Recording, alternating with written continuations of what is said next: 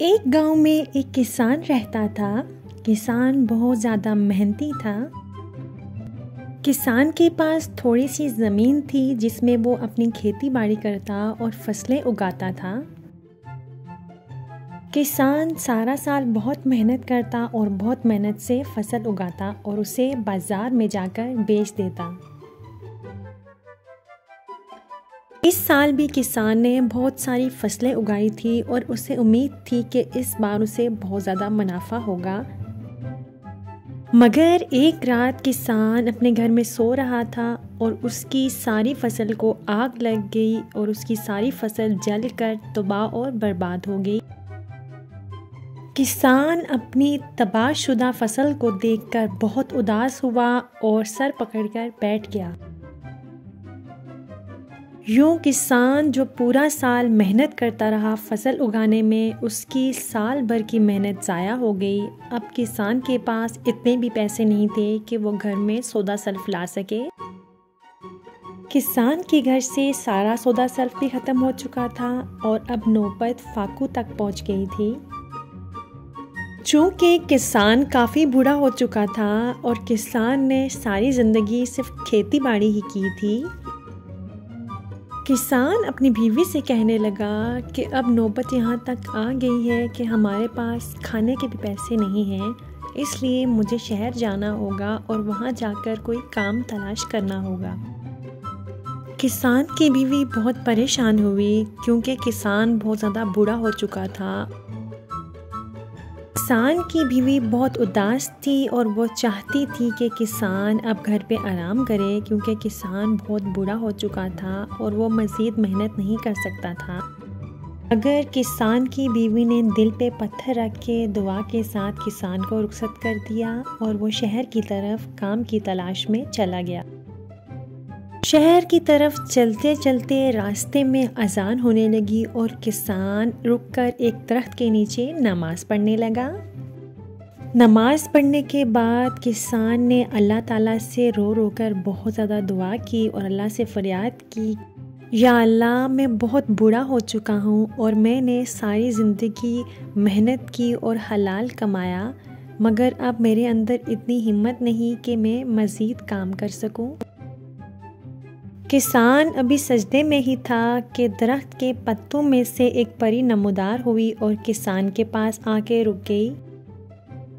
किसान काफ़ी देर तक रोता रहा और अल्लाह से मदद के लिए दुआ करता रहा। किसान ने दुआ करने के बाद जैसे ही अपनी आंखें खोली तो किसान ने देखा कि एक परी हवा में खड़ी थी और एक प्यारी सी मुर्गी किसान के पास बैठी हुई थी। किसान ने परी से पूछा कि तुम कौन हो और यहाँ पे क्या कर रही हो।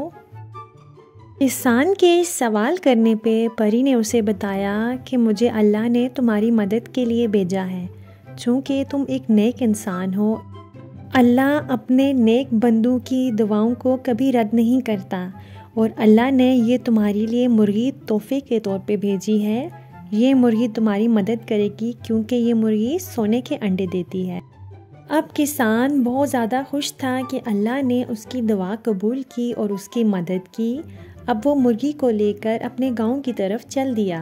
क्योंकि किसान गांव से काफ़ी दूर आ चुका था, इसलिए किसान को वापस गांव पहुंचने के लिए बहुत टाइम लगना था और चलते चलते ही रास्ते में ही रात हो गई और रास्ते में शदीद बारिश शुरू हो गई। किसान अपनी मुर्गी के साथ चलता चलता एक घर के पास पहुंचा। किसान ने सोचा कि क्यों ना वो रात इस घर में गुजार ले और सुबह होते ही वापस अपने गांव की तरफ चला जाए। किसान ने उस घर के दरवाजे पे दस्तक देना शुरू की और काफ़ी देर के बाद वो दरवाज़ा खुला और एक बूढ़ी औरत घर से बाहर आई। किसान ने उसे सारी बात बताई और उसे कहा कि उसे एक रात गुजारने के लिए अपने घर में जगह दे दे, जिस पर वह बूढ़ी औरत राज़ी हो गई और उसने किसान को एक रात गुजारने के लिए अपने घर में जगह दे दी।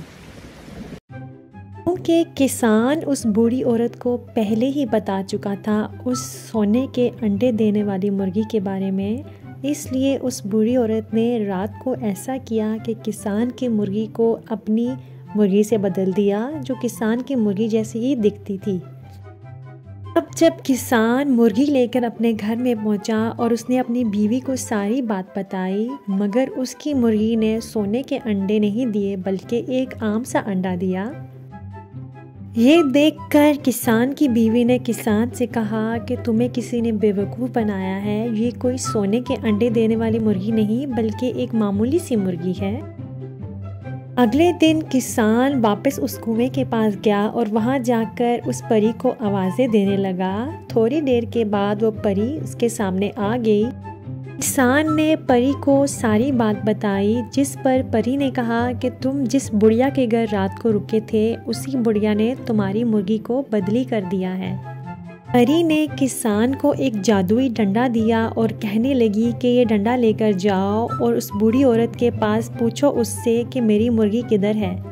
अगर वो बूढ़ी औरत तुम्हारी मुर्गी वापस नहीं करती तो तुम इस डंडे को हुक्म देना कि चल डंडे अपना काम कर, तो ये डंडा चलना शुरू हो जाएगा।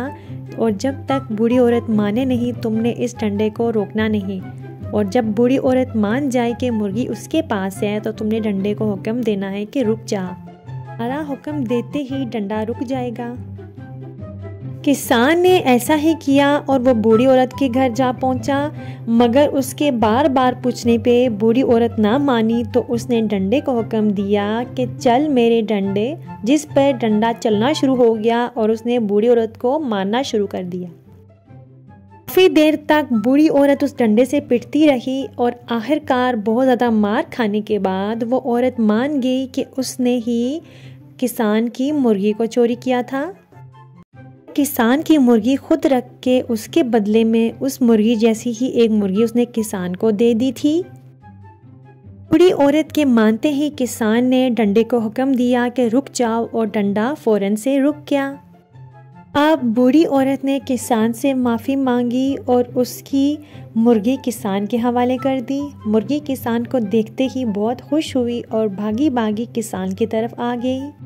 किसान ने अल्लाह का शुक्र अदा किया और बहुत खुशी से अपनी मुर्गी को लेकर अपने गांव की तरफ चल पड़ा।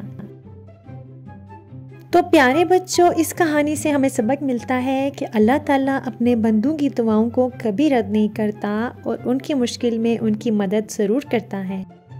अगर आपको मेरी कहानी पसंद आई है तो बराए मेहरबानी मेरी वीडियो को लाइक करें, मेरे चैनल को सब्सक्राइब करें और बेल आइकन पे प्रेस कर दें।